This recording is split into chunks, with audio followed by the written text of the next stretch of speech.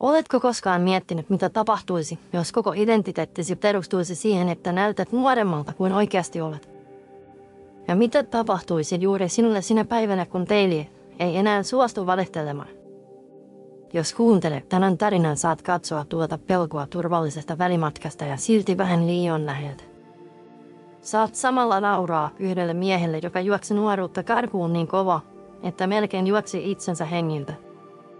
Ja ehkä huomaat lopussa, että siinä miehessä on enemmän sinua kuin ensin haluaisit myöntää. Aloitetaan kohdasta, jossa kaikkia alkaa hajota. On ilta ja studio on täynnä kirkkaita valoja ja kalliita kameroita. Maailmalla on tuhansia ihmisiä, jotka odottavat suoraa lähetystä ja motivaatiopuhetta. Keskellä sitä kaikkea seisoo Elias Santa, yli 50, mutta virallisesti iätön elämäntapavalmentaja. Hän katsoo kameraa ja yrittää hymyillä kuten aina. Mutta tänä iltana jokin on toisin. Teleprompteri alkaa rullata ja ensimmäiset lauseet ilmestyvät ruudulle. Elias avaa suunsa, mutta sanat takertuvat kurkkuun. Hän näkee tekstin, mutta ei saa sitä mielestään ääneen. Hän hengittää sisään liian nopeasti ja ulos liian hitaasti. Hänen kätensä tärisevät juuri sen verran, että se näkyy kamerassa. Katsojat alkavat kirjoittaa kommentteja samassa hetkessä. He huomaavat pienen värinän äänessä ja olon tyhjyyden katseessa. He näkevät miehen, joka ei enää hallitse omaa sohtaan. Elias yrittää selvitä tilanteesta vitsillä ja pakotetulla naurulla. Taitaa olla tekniikka tänään minua vanhempi. Vitsi ei osu ja hiljaisuus on raskaampi kuin mikään taustamusiikki, mitä rahalla saa. Yksi kameraoperaattori vilkaisee toista ja molemmat näkevät saman asian. Edessään heillä on mies, joka ei ole väsynyt vain yhdestä päivästä. Lähetys katkeaa puoliväkisin ja ruudulle ilmestyy selitys lyhyestä tauosta. Studioon ja kirkkaiden valojen kuumuus ja helivaan kireä hengitys. Hän heti mikin pois kaulastaan ja katsoo tiimiä, kun joku olisi pettänyt hänet. Kuka päätti tuosta valosta, se näyttää kaikki rypyt. Kukaan ei vastaa, koska jokainen tajuaa, että rypyt eivät ole valon syy. Kun tuosta kaauksesta on kulunut hetki, kerron sinulle, miten tähän päädyttiin. Koska tällainen romahdus ei koskaan synny yhdessä illassa. Se syntyy pienistä valinnoista, jotka näyttävät ensin harmittomilta. Nuorena Elias ei ollut mikään kuru eikä tähti. Hän oli tavallinen psykologi pienessä pohjoismaisessa kaupungissa. Hän kuunteli ihmisten telkoja ja murheita pienessä työhuoneessa, jossa kahvi maistui aina hieman palaneelta. Hän huomasi nopeasti yhden asian, joka toistui melkein jokaisen asiakkaan puheessa. Ihmiset telkäsivät ajan kulmista enemmän kuin monia konkreettisia uhkia. Joku pelkäsi näyttää 40. Toinen telkäsi näyttää harmaita hiuksiaan. Kolmas telkäsi, että kukaan ei katso häntä enää, kun kasvoihin tulee ryttejä. Elias kuunteli tätä vuosia ja jokin hänessä alkoi liikkua. Hän huomasi, että telko-iästä oli valtava markkina. Hän alkoi kirjoittaa blogia, jossa puhui mielen voimasta ja ikään liittyvistä uskomuksista. Kirjoitukset levisivät ja pikkuhiljaa hänestä tuli se tyyppi, joka sanoi, että ikä on vain numero. Kun ensimmäinen kirja meni yllättävän hyvin, hän ymmärsi, että tästä voisi tulla koko ura. Kirjojen jälkeen tulivat verkkokurssit ja retriitit etelän lämpimissä maisemissa. Elias puhui lavalla energisesti hyppien ja viittoen. Hän näytti videolla aina virkeältä ja hieman nuoremmalta kuin syntymäaika antaisi olettaa. Hän alkoi itsekin uskoa, että hänellä oli siihen jokin salaisuus. Toimiston ovella oli pian sääntö, josta ei puhuttu, mutta jota kaikki noudattivat. Sanaa vanha ei käytetty Eliaan seurassa. Hänen ikänsä ei mainittu missään virallisessa materiaalissa. Vanhoja kuvia säilytettiin vain salaisessa kansiossa, jota kukaan ei saanut avata ilman lupaa. Tähän maailmaan syntyi myös Ada. Ada on Eliaan tytär ja markkinointitiimin sydän. Hän on nuori aikuinen, mutta näyttää aina siltä, kun olisi 5 vuotta vanhempi vastuunsa takia. Ada kasvoi toimistossa, jossa isän kasvot olivat joka seinällä. Niissä kuvissa isä näytti aina täydellisen levämeeltä ja yhtä ikäiseltä kuin hänen ystävänsä. Kun Ada aloitti työt yrityksessä, hänen ensimmäinen tehtävänsä oli oppia isän oikea kuvakulma. Hän oppi nopeasti, miten kameraa kallistetaan vähän ylemmäs, jotta kaulan iho näyttää tasaisemmalta. Hän tiesi, milloin valon piti tulla sivusta eikä suoraan edestä. Hän oppi myös, että sana "ikä" poistettiin kaikista haastattelukysymyksistä ennen lähetystä. Ada ei kuitenkaan ollut vain työntekijä. Hän oli myös ainoa ihminen, joka näki isän ilman filttereitä. Hän näki ne aamuet, kun isä ei saanut unta ja käveli ympyrää keittiössä. Hän näki tyhjät lisäravinnepurkit ja lääkkeet, jotka eivät koskaan päätyneet yrityksen virallisiin tarinoihin. Aamuisin Ada pyyhki silmänaluset piiloon ja laittoi kameran päälle. Nyt mennään suoraan lähetykseen, hymyilet vain ja puhut hitaasti. Elias nyökkäsi ja sanoi, että kaikki on hyvin, vaikka kumpikaan heistä ei uskonut siihen enää täysin. Taina Eliaan elämässä näytti uuspäin tehokkaalta ja inspiroivalta. Hän nauhoitti videoita, joissa kehotti ihmisiä rakastamaan kehoa. Hän puhui armollisuudesta ja itsemyötätunnosta. Mutta jokaisella tauolla hän tarkisti oman kasvonsa näytöltä ja etsi merkkejä väsymyksestä. Yhdessä hotellihaamimaisessa tämä ristiriita näkyi erityisen selvästi. Elias istui pöydässä, jossa oli kuvauksia varten valittu terveellinen aamiainen. Kuuhossa oli marjoja ja pähkinöitä ja lautasella vihreää salaattia. Kameramies nappasi muutaman kuvan ja poistui huoneesta. Heti kun ovi sulkeutui, Elias nousi ja käveli puppet-pöydälle. Hän nappasi 2 sämpylää ja levitti niihin voida paksun kerroksen. Hän söi nopeasti ja vilkuili ovea kuin olisi tehnyt jotain vaarallista. Vara näki tämän, mutta käänsi katseensa sivuun. Hän ei halunnut olla poliisia omalle isälleen. Myöhemmin sinä samana päivänä Elias nauhoitti podcastin, jossa hän sanoi: Suurin vapaus syntyy siitä, että et piilottele mitään itsessäsi. Juontaja naurahti ja nyökkäsi. Kukaan studiossa ei puhunut sämpyleistä. Tämä oli Eliaan arkea. Päivällä hän nyi vapautta ja yöllä piiloutui omilta teloiltaan. Hän avasi läppärinsä hotellihuoneessa ja selasi loputtomasti nuorempien valmentajien profiileja. Hän vertasi heidän kasvojaan omiin vanhoihin kuviinsa. Hän vertasi seuraajamääriä ja tykkäyksiä. Lopulta hän otti lääkkeen, jonka lääkäri oli määrännyt vain poikkeustilanteisiin. Siitä tuli hiljaa uusi iltarutiini. Hänen oli helpompi nukahtaa, kun oli ensin turruttanut kehon ja unohtanut hetken sen, että aika kului eteenpäin. Kaikki muuttui eräällä lentomatkalla. Elias oli matkalla kalliille retreatille, joka oli myyty loppuun kuukausia aiemmin. Hän istui pusinesuokassa ja selasi esityskaavoja, jotka puhuivat stressinhallinnasta. Hän aikoi opettaa ihmisille, miten rauhoitetaan hermosta hengitysharjoituksella. Yhtäkkiä hänen oma hengityksensä muuttui. Rinta tuntui ahtaalta ja sormia alkoi pistelemään. Näkö sumeni ja koneen tasainen ääni tuntui tulevan kaukaa. Henkilökunta huomasi hänet ja toi vettä. Lääkäri, joka sattui olemaan samalla lennolla, istui hänen viereensä. Tämä näyttää vahvalta paniikkikohtaukselta ja keho on selvästi ylikuormittu. Elias kuunteli, mutta ei halunnut uskoa. Sinun pitää oikeasti levätä ja tarkistaa, miten paljon paineita kannat. Sana ikä nousi keskusteluun varovasti, mutta selvästi. Lääkäri viittasi siihen, että tietyssä iässä kroppa ei enää siedä loputonta ylikuormaa. Elias hymyili väkinäisesti ja sanoi, että kaikki on hallinnassa.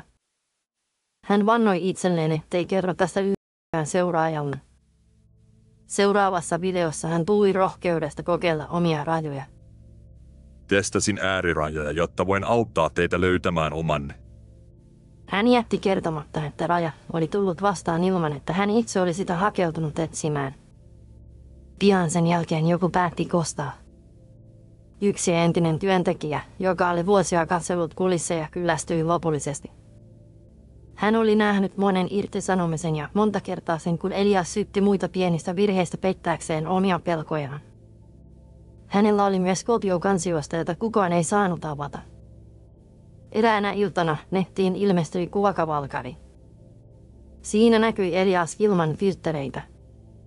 Kuvissa oli kaljuuntumista väsynyttä katsetta ja iho, joka näytti aivan tavalliselta 50-vuotiaan iholta. Kuvien yhteyteen ei ollut kirjoitettu mitään selittävää tekstiä. Pelkät kuvat heittivät. Ihmiset alkoivat jakaa niitä ja kommentoida. Osa nauroi ja osa ihmetteli, miksi tämä oli mukas kanaali. Mutta tärkeintä oli, että tarina ikuisesta nuoruudesta alkoi murentua. Sponsorit soittivat ja kysyivät selityksiä. Tiini odotti kriisiviestintää Aralta. Para istui toimiston neuvotteluhuoneessa ja katseli kuvia näytöllä. Hän ei nähnyt niissä hirviötä. Hän näki miehen, joka olisi voinut olla kenen tahansa isä. Silti hän tiesi, että isälle nämä kuvat olivat pahinta, mitä voisi tapahtua. Meidän pitää kertoa tämä itse emmekä vain puolustautua. Elias ei halunnut kuulla sanaa kertoa. Meidän pitää paljastaa, kuka tämän teki ja haastaa se oikeuteen. Hän puhui petturuudesta ja salaliitoista. Hän ei puhunut kertaakaan siitä, että kuvat olivat totta. Tässä kohtaa tarinaa haluan, että pysähdyt hetkeksi. Mieti, miltä sinusta tuntuisi, jos joku kaivaisi esiin vanhimmat kuvat ja levittäisi ne äkkiä kaikkien nähtäviksi. Olisitko vain nolona vai tuntuiko, että koko elämäsi on vale? Elias valitsi jälkimmäisen tulkinnan. Samalla kun myrsky kasvoi netissä, yksi pieni viesti jäi helposti muiden varjoon. Ara näytteli isälle erilaisia palautteita, jotta tämä näkisi myös myönteiset äänet. Siellä oli yksi sähköposti Espanjassa asuvalta mieheltä. Hän kirjoittaa, että sinun vanhat videosi autoivat häntä hyväksymään oman ikänsä. Elias vilkaisi viestiä ja nyökkäsi, mutta ei antanut sille sen kummempaa arvoa. Hän oli liian kiireinen puolustamaan kuvansa nuoruuden lähettiläänä. Hän palkkasi kriisiviestintätoimiston ja suunnitteli paluun voimakkaalla uudella kampanjalla. Ajatuksena oli, että hän puhuisi haavoittuvuudesta ilman, että oikeasti näyttäisi sitä. Mutta tauon sisällä jotain oli jo murtunut. Työntekijät kulkivat varovasti ja puhuivat hiljaa. Osa mietti lähtöä, koska ei enää jaksanut jatkuvaa kulissia. Erityisesti Ara oli väsynyt olemaan se, joka liimaa kaiken takaisin kasaan kerta toisensa jälkeen. Eräänä iltana Ara löysi isän studiosta tekemässä jotain outoa. Elias istui tietokoneen edessä ja katsoi omaa videokirjastoaan. Hän oli avannut listan, joka ulottui vuosien päähän ajasta, jolloin hänellä ei vielä ollut tiiniä eikä meikkiä. Yhdellä klikkauksella hän poisti kokonaisen videon. Sitten hän poisti toisen. Hän valitsi kaikki ne, joissa valo ei ollut ihanteellinen tai ääni oli hieman käheä. Hän poisti ne, joissa hän näytti ihmisenä eikä fändinä. Jokainen poisto tuntui pieneltä askelmalta kohti siistiä menneisyyttä. Mitä sinä teet? Ara seisoi ovella ja katsoi roskakorin siirrettyjen videoiden listaa. Siivoan materiaalia, jotta linja on selkeä. Hänen äänensä oli kylmä ja puolustava. Sinä et siivoa videoita, sinä pyyhit pois ihmisiä, jotka luottivat sinuun. Tämä lause osui tuulettomeen. Elias nousi tuolista ja hermostui aidosti. He rakastavat minua nuorena ja hyväkuntoisena, eivät he halua nähdä minua väsyneenä. Hän sanoi tämän niin kovalla äänellä, että jopa seinän takana istuva assistentti säpsähti. Ara katsoi häntä pitkään eikä sanonut hetken mitään. Hän näki miehen, joka puolusti brändiä, vaikka se söi hänen omaa tulevaisuuttaan isänä. Minä haluaisin vain, että sinä olisit elossa vielä 10 vuoden päästä, etkä vain kuvissa. Elias ei osannut vastata tuohon. Hän käänsi takaisin ruudun puoleen ja jatkoi poistamista. Tämän riidan jälkeen talossa oli vielä raskaampi hiljaisuus. Ara alkoi miettiä vakavasti lähtöä. Hän koki, että hänessä oli tullut vartija, joka suojelee illuusiota eikä enää ihmistä. Silti hän ei pystynyt täysin katkaisemaan välejään isänsä. Sitten tuli se toinen sähköposti. Se tuli eräänä aamuna, jolloin yölliset poistot olivat jatkuneet pitkälle. Ada avasi sähköpostin ensin rutiinilla. Viesti oli pitkä ja kirjoitettu hieman kömpelöllä suonalla. Kirjoittaja oli 60-vuotias nainen Italiasta, joka oli oppinut kieltä vain sen verran, että pystyi lähettämään tämän viestin. Katsoin sinun vanhoja videoita silloin, kun olin sairas ja pelkäsin, että kukaan ei enää katso minua. Nainen kertoi menettäneensä kiuksiaan hoitojen takia ja lihoneensa lääkkeiden vuoksi. Videoissasi näytit vielä silloin tavalliselta ja se lohdutti minua. Sitten viesti muuttui raskaammaksi.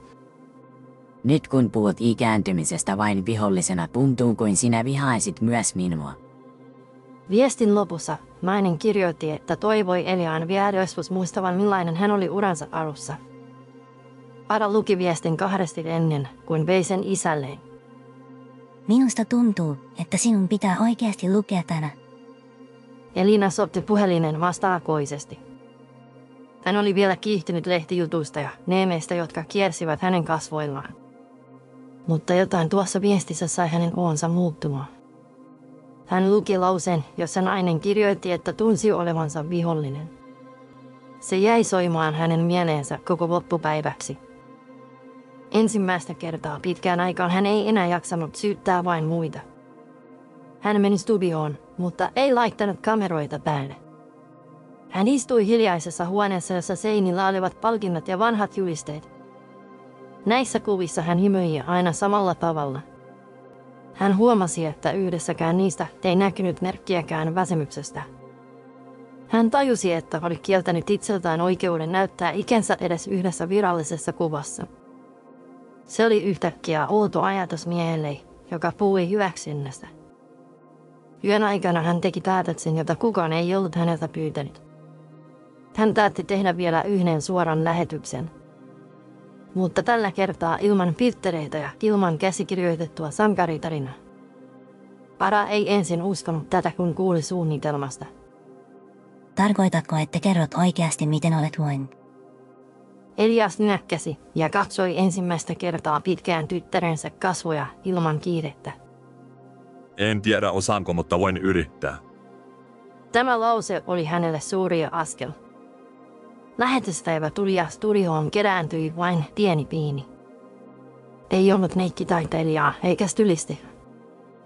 Oli vain yksi kameramies Ada ja Elias vanhassa villapaidassa, jonka hän oli löytänyt kaapin perältä. Kommenttikenttä täyttyi jo ennen kuin lähetys alkoi. Osa odotti anteeksi pyyntöä, osa skandaalia ja osa pelkkään draamaa. Ihmiset harvoin myöntävät, mutta he pitävät siitä, kun jonkun toisen elämä hajoaa valvovan silmän alla. Kamera käynnistyi ja punainen valo syttyi. Elias katsoi suoraan objektiiviin eikä piilottanut kasvojaan. Minun nimeni on Elias ja olen 52 vuotta vanha. Tämä oli ensimmäinen kerta, kun hän sanoi ikänsä ääneen julkisesti. Hän jatkoi ja kertoi paniikkikohtauksesta lennolla. Keho pysäytti minut, kun en itse suostunut pysähtymään. Hän kertoi lääkkeistä, unettomista öistä ja siitä, miten oli poistanut omia vanhoja videoitaan. Pelotti, että jos näytän väsyneeltä, te ette enää usko minua. Kat hiljeni hetkeksi, koska ihmiset eivät olleet tottuneet tällaiseen sävyyn häneltä. Kaikki ei muuttunut taikaisuusta. Osa katsojista suuttui ja poistui. Jotkut kirjoittivat, että kaikki oli ollut pelkkä markkinointikikka. Mutta joukkoon tuli myös uudenlaisia viestejä. Yksi kommentti nousi monien yläpuolelle. Ensimmäistä kertaa tunnen, että tällaisessa kanavassa on tilaa myös minun kasvoilleni. Toinen kirjoitti, että oli perännyt 50-vuotispäiväänsä, mutta tämä lähetys helpotti hieman. Lähetyksen loppupuolella Ada astui varovasti kuvan reunaan. Hän istui isän mieleen eikä yrittänyt näyttää täydelliseltä. Minä en enää jaksa pitää sinua ikuisesti nuorena, haluan, että olet vain olemassa. Elias katsoi häntä ja nyökkäsi. En lupaa, että osaan hyväksyä kaiken heti, mutta voin lopettaa taistelemisen omaa ikääni vastaan. Hän sanoi myös, ettei enää halua poistaa videoita, joissa näkyy elämä. Jos joku näkee rykyn, se saa olla siellä. Tällä kertaa se ei ollut viisi. Lähetys päättyi ilman suurta fanfaariva. Ei ollut taustamusiikin nousua eikä valoshoutta. Oli vain hiljainen studio ja 2 ihmistä, jotka tuntuivat väsyneiltä, mutta kevyemmiltä. Kun kamerat sammuivat, Ara kääntyi isän puoleen. Tämä oli ensimmäinen kerta pitkään aikaan, kun minusta tuntui, että puhuin oikealle ihmiselle, en Trampille. Elias hymyili pienesti ja hyväksyi sen, että hymyssä näkyi myös väsymys. Tässä kohtaa voisimme kuvitella, että kaikki on ratkaistu ja loppu on pelkkää nousua. Todellisuus ei ole koskaan niin suoraviivainen. Elias ei muuttunut yhdessä yössä täysin rennoksi ja sinut itsensä kanssa olevaksi ihmiseksi. Hän edelleen vilkaisi peiliä liian monta kertaa päivässä ja säikähti uusia harmaita hiuksia. Mutta jotain perustavaa oli silti vaihtunut suunnassa. Hän ei enää yrittänyt poistaa menneisyyttä, vaan oppia elämään sen kanssa. Hän alkoi vähitellen tehdä videoita, joissa puhui avoimemmin siitä, miltä muutos oikeasti tuntui. Hän ei tarjonnut enää pikaratkaisuja, vaan hitaita ja tylsiäkin tapoja olla paremmin oma itsensä. Katsojaluvut eivät nousseet väketin lailla. Osa yleisöstä oli kadonnut etsimään seuraavaa nuoruutta lupaavaa tähteä. Mutta se yleisö, joka jäi, alkoi kuunnella eri tavalla. He eivät enää etsineet sankaria, vaan seuraavaisen, joka kulkee samaa reittiä eri kohdasta. Ja nyt tullaan siihen hetkeen, jossa sinä ja minä olemme yhdessä peilin edessä. Tämä tarina ei lopulta ole vain yhdestä kukosta ja hänen romahtaneesta imagostaan. Tämä on tarina siitä, mitä tapahtuu, kun ihminen rakentaa koko arvonsa sen varaan, miltä hän näyttää muiden silmissä. Elias ei kaatunut siksi, että vanheni. Hän kaatui siksi, että yritti elää niin kuin ei koskaan vanhenisi. Hänen suurin vihollisensa ei ollut aika eikä peili. Se oli tarina, jonka hän kertoi itselleen joka ikinen päivä. Kysymys, jonka haluan jättää sinulle, on hyvin yksinkertainen, mutta epämukava. Jos joku kaivaisi esiin sinun vanhat kuvasi ja heikoimmat hetkesi ja näyttäisi ne maailmalle, tuntuisiko se sinusta lopulta vain todistelta siitä, että olet ollut elossa? Vai tuntuisiko se siltä, että koko elämäsi romahtaa siinä samassa hetkessä? Se, miten vastaat tähän kysymykseen, kertoo sinulle enemmän itsestäsi kuin yksikään kauneusvinkki. Kiitos, että kuuntelit tämän tarinan loppuun asti ja vietit tämän ajan kanssani. Jos pidit tästä, niin paina tykkäystä, tilaa kanavaa ja jätä kommentti, sillä se auttaa tätä tarinaa löytämään muitakin, jotka miettivät samoja asioita. Jos haluat tukea tätä kanavaa, voit lahjoittaa suoraan videon oikeassa alakulmassa näkyvän koodin kautta tai videon kuvauksessa olevan linkin kautta. Muista myös, että videon kuvauksesta löydät linkkejä ihan toisenlaisiin sarjoihin ja toisiin tarinoihin, jotka kulkevat omia polkujaan. Pidä itsestäsi huolta, hyväksy kasvojesi jokainen viiva ja tule mukaan seuraavaan tarinaan, kun aika on sinulle sopiva.